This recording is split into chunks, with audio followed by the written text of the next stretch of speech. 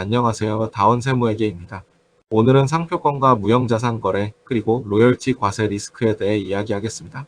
이번 영상은 국세청이 집중적으로 검토하는 쟁점을 다룹니다. 기업 간 무형자산 거래와 로열티 지급 구조에서 국세청이 어떤 시각을 갖고 있는지, 그리고 기업이 취해야 할 대응 방안을 실질적으로 설명드리겠습니다. 국세청은 세무조사에서 상표권과 특허권 같은 무형자산을 사주일가가 소유하거나 계열사에 과도한 사용료를 부과하는 행위를 집중적으로 조사하고 있습니다. 대표적인 구조는 이렇습니다. 회사가 오랜 투자와 영업활동으로 쌓아온 브랜드 상표권을 오너 일가가 별도 회사로 이전합니다. 그 후 다른 계열사들이 해당 상표를 사용하면서 사용료를 지급하게 됩니다. 결국 이렇게 받은 사용료는 급여나 배당의 형태로 오너 일가에게 환원됩니다. 국세청은 이를 기업 이익을 빙자한 사익 편취로 보고 송금 불산입이나 증여세, 과세, 그리고 부당행위 계산 부인으로 대응합니다. 다음은 국제적 기준을 보겠습니다. 국제적으로는 OECD 이전가격 지침이 적용됩니다. 이 지침은 무형자산의 소유권뿐 아니라 실질적인 기여를 중시합니다. 즉 누가 브랜드 가치를 키우기 위해 광고와 연구 개발을 부담했는지가 핵심이라는 것입니다. 국세청도 이와 같은 국제 기준을 반영해 실질 기여가 없는 단순 소유만으로는 정당한 로열티 청구가 어렵다고 판단합니다. 국내 사례를 보겠습니다. 1단계는 상표권의 이전입니다. 주력 계열사가 키운 상표권을 오너 일가 회사로 무상이나 저가로 양도합니다. 2단계는 사용료 수취입니다. 다른 계열사들이 이 상표를 사용하면서 오너 일가 회사에 사용료를 지급합니다. 3단계는 이익 환원입니다. 이 사용료가 급여나 배당 형태로 최종적으로 오너 일가에게 돌아갑니다. 국세청은 상표권의 가치 형성에 오너 일가 회사의 기여가 거의 없었다면 불공정 거래로 보고 사용료를 받은 부분을 증여세, 과세 대상으로 판정합니다. 이번에는 해외 분쟁 사례를 보겠습니다. 해외 본사가 한국 자회사에 높은 브랜드 사용료를 청구한 사건입니다.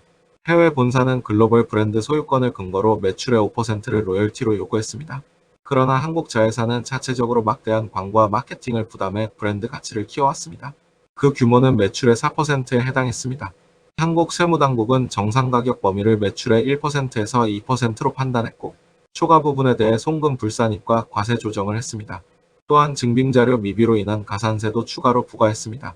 이 사례는 단순한 소유권보다 실질적인 가치 창출 기여도가 중요하다는 점을 보여줍니다. 이제 대응 전략을 살펴보겠습니다. 첫 번째는 소유 구조와 가격 정책입니다. 상표권을 소유하는 주체와 실제로 브랜드를 키운 주체가 일치하도록 정리해야 합니다. 만약 과거에 무상 이전이 있었다면 사후적으로라도 적정한 대가를 지급하는 계약을 체결하는 것이 안전합니다. 또한 사용료 산정의 합리성을 확보해야 합니다.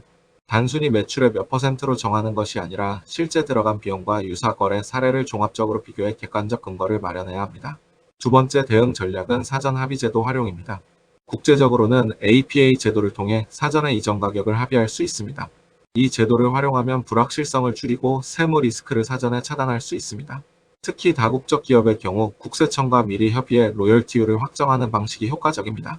또한 관련 자료를 충실히 준비해 정당성을 확보해야 합니다. 마지막으로 무형자산 거래 점검 체크리스트를 보겠습니다. 첫째, 소유권과 경제적 기여가 일치하는지. 둘째, 사용료 산정 방식이 합리적인지. 셋째, 가치평가가 객관적으로 이루어졌는지. 넷째, 관련 근거 자료가 충분한지. 다섯째, 이사회와 주주총회 등 내부 승인 절차를 거쳤는지. 여섯째, 국제거래 관련 법적 보고 의무를 충실히 이행했는지. 이 항목들을 점검해 현재 구조의 세무 리스크를 사전에 진단할 필요가 있습니다. 오늘 내용을 정리하겠습니다. 국세청은 상표권과 무형자산 거래를 단순한 소유가 아니라 실질적인 기여와 정상적인 가치평가를 기준으로 보고 있습니다. 따라서 로열티를 과도하게 받거나 불공정하게 이전하면 증여세나 법인세 조정 등 중대한 리스크로 이어질 수 있습니다. 기업은 거래 구조를 사전에 점검하고 합리적 근거를 준비하는 것이 최선의 방어 전략입니다. 국세청은 상표권과 무형자산 거래를 단순히 소유 여부만 보는 것이 아니라 실질적인 기여와 정당한 대가 지급 여부를 중심으로 검토하고 있습니다. 따라서 기업은 거래 구조와 로열티 산정 근거를 명확히 정리해야 합니다. 사전에 정상가치 입증 자료를 확보하고 내부 승인 절차를 거쳐야 합니다. 또한 국제거래에서는 이전 가격 문서화를 통해 방어 논리를 마련하는 것이 중요합니다. 결국 기업이 할 수 있는 가장 확실한 대비책은 실질적인 기여와 경제적 합리성을 입증할 수 있는 자료를 평소에 준비하는 것입니다. 이 점을 꼭 기억하시기 바랍니다.